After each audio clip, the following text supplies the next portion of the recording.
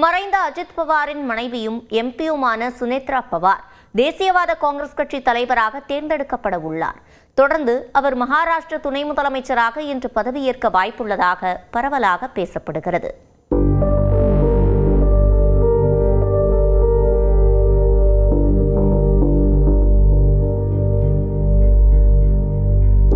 தேசியவாத காங்கிரஸ் தலைவரும் துணை முதலமைச்சருமான அஜித் பவாரின் மரணம் அவரது மனைவி சுனேத்ரா பவாரை திடீரென மகாராஷ்டிரா அரசியலின் மையமாக மாற்றிவிட்டது.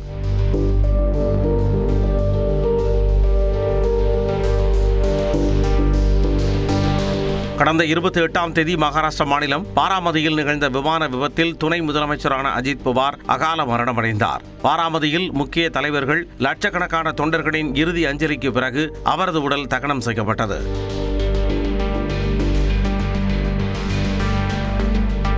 அஜித் பவார் மரணத்தை அடுத்து கட்சியிலும் ஆட்சியிலும் அவரது இடத்தை யார் நிரப்புவது என்ற கேள்வி எழுந்துள்ளது. இறுதிச் சடங்குகள் முடிந்த பிறகு தேசியவாத காங்கிரஸ் கட்சியின் மூத்த தலைவர்கள் அஜித் பவாரின் மனைவி சுனேத்ரா பவாரை சந்தித்து பேசினர். சுனேத்ரா பவாருக்கு கட்சியில் பெரிய பங்கு வழங்கி மாநில அமைச்சரவையில் சேர்க்க வேண்டும் என்று கட்சியினர் பகிரங்கமாக பேசத் தொடங்கினர். மேலும் தேசியவாத காங்கிரஸ் கட்சி தலைவர்களில் சிலர் முதலமைச்சர் தேவேந்திர பட்னாவிஸை சந்தித்து அவரது தலைமையிலான அமைச்சரவையில் அஜித் பவாரின் வாரிசாக சுனேத்ராவை நியமிக்கும் முடிவை ஏற்றுக்கொள்ள கோரிக்கை விடுத்துள்ளனர். இதனிடையே நாக்பூரில் செய்தியாளர்களிடம் பேசிய முதலமைச்சர் தேவேந்திர பட்னாவிஸ் ஆளும் கூட்டணியான மகாயுதிக்கு தலைமை தாங்கும் பாஜக மறைந்த அஜித் பவாரின் குடும்பத்தினரும் கட்சியும் எடுக்கும் எந்த ஒரு முடிவையும் ஆதரிக்கும் என்று கூறினார். இதையடுத்து இன்று மும்பையில் கட்சியின் சட்டமன்ற குழு கூட்டம் நடைபெறவுள்ளது. அதில் தேசியவாத காங்கிரஸ் கட்சியின் சட்டமன்ற கட்சி தலைவராக சுனேத்ரா பவார் தேர்ந்தெடுக்கப்படுவார் என்று மூத்த தலைவரும் அமைச்சருமான அமைச்சர் சகன் புஜ்வால் கூறினார். தொடர்ந்து மக்கள் பவனில் நடைபெறவுள்ள பதவியேற்பு விழாவில் மாநில அமைச்சராக சுனேத்ரா பொறுப்பேற்றுக் கொள்ளவிருக்கிறார். அவருக்கு தனது கணவர் கவனித்த மாநில விளையாட்டுத்துறை ஒதுக்கப்படும் என்று நம்பப்படுகிறது. நிதித்துறை தற்பொழுது முதலமைச்சர் தேவேந்திர பட்னாவிஸிடம் செல்லலாம்.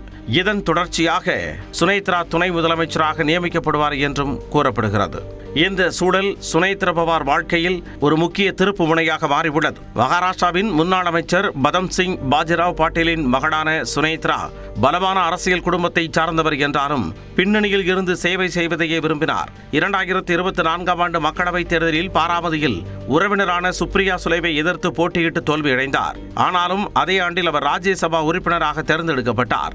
நேரடி தேர்தல் அரசியலில் நீண்ட அனுபவம் இல்லாவிட்டாலும் அவரது சமூக அனுபவமும் அரசியல் புரிதலும் அவரை இந்த பொறுப்புக்கு தகுதியானவராக மாற்றியுள்ளன.